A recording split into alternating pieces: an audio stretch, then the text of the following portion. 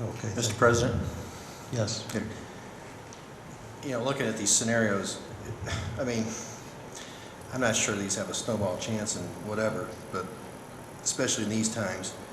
I mean, obviously, I don't think scenario 1 and 2 are any good. That's my opinion. 3 would be a possibility, but again, I just think it's going to be very difficult. But with that said, I mean, this is happening in May.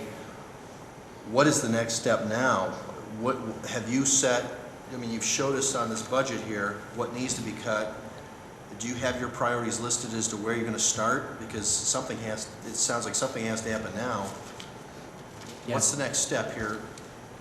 Well, there's, through you, Mr. President, I would say, generally speaking, there are two relatively independent issues that are on the table here this evening.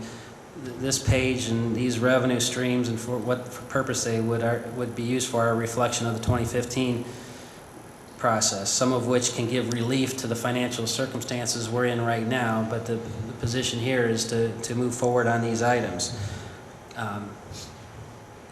It is obviously, you know, we wouldn't know until election night if this passes, obviously, and we have to take action, you know, every week or so that goes by. You know, right now if we make the cuts to make this $3 million gap and make them next week, we have essentially 10 months to make up that $3 million. The next month we're going to have 9 months to make up $3 million. We could not in any way wait till May and have 6 or 7 months to make up $3 million. So we have to get started immediately. And we're putting in place right now the mechanisms necessary to take that action right now.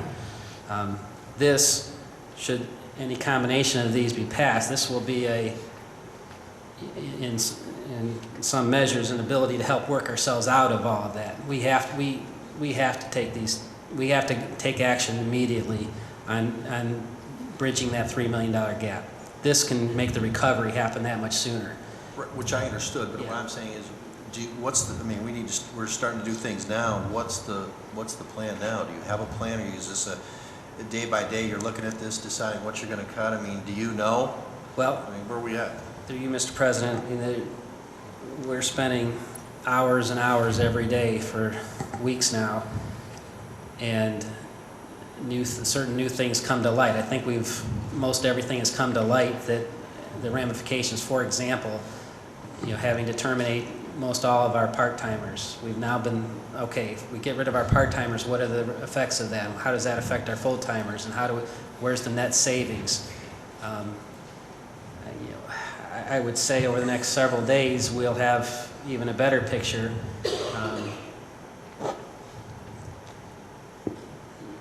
We're going to have to know, and I would say by next week, what exactly we're going to have to do. And we'll present that to council. Some of which will be required in the budget. Some will be actions that we will have to take from an administrative standpoint. Okay. Now, you know, I might say that in general terms here, that I've said similar in meetings past, you know, the economic crisis we're in as a nation, we're going to get out of it as a nation. There's no question about that. But I will say that some individuals will fare better than others when that happens, and some cities will fare better than others when this happens. And Elyria, this is economic crisis. Didn't just happen here as it happened across the country. We've hit a crisis state in the early 1980s, and we've still been trying to dig ourselves out of that. The economy has been changing for nearly 30 years away from an industrial economy, and Elyria was largely in this county, including Lorraine. We're almost entirely built on a manufacturing base, which is changing for us. And you know, we have to, if we're going to be a thriving, vital community of choice, as Mayor Jackson will describe his desire for the city of Cleveland, a community of choice and not a place of resort, we've got to be a viable city that thriving families want to stay here, thriving families want to live here. And while this may not be the best time to ask for a tax increase, the rates that are talked about here are rates that, one of the handouts listed of 30 or so communities around us that are at 2% or higher. Most of our peers are at 2% or higher, have been for years. We've been suffering as a community by attempting with smoke and mirrors to provide appropriate services with less than that rate. While this may not be the best time to get to 2%, we need to be there. We should have been here years ago. So again, while it may not be the best time to do it, to get there, we need to be here. In my strongest of opinions, if we're going to be a city that's viable and a community of choice, I believe we can pass this. You know, I think there are many, majority of this community that want this city to be the city that these funds will provide and are not satisfied with the state of the way things are. Okay, thank you. Mr. President? Mr. Gibb, yes. Go ahead. Mr. Yeah, I'm just curious, this 1/4%, is this a permanent tax, and does this include, what does this do to the 0.5% temporary? Is that part of this scenario, or? Yeah, through you, thank you, Mr. Pileski. And it's stated in the other document, the Elyria plan document, but it would, of course, be very clear to be spelled out. What this would be a 3/4% permanent income tax replacing the 0.5% temporary. So the net effect would be a 1/4% new money. It would be permanent. We all know the challenges and the pitfalls of the 0.5% the temporary as it is. So this would be a 3/4 permanent replacing the 1/2 temporary. Okay. Mr. Gibbs, did you have? Yeah, Mr. Chairman, I think actually we have two things on the docket tonight, and that is one, the 2015 plan that was presented, and I think we're in the tax initiative already in regards to that, and I think it would just be a courtesy, I mean, to deviate for a second, but just a courtesy, I think, for this body to make a resolution, or I'll make a resolution. I think we should, for the people that did work here 3+ years, as well as some of our colleagues also, I know chaired some of the committees, that I think we should at least accept the Elyria Plan 2015 goals, which would be that first appendix document that he...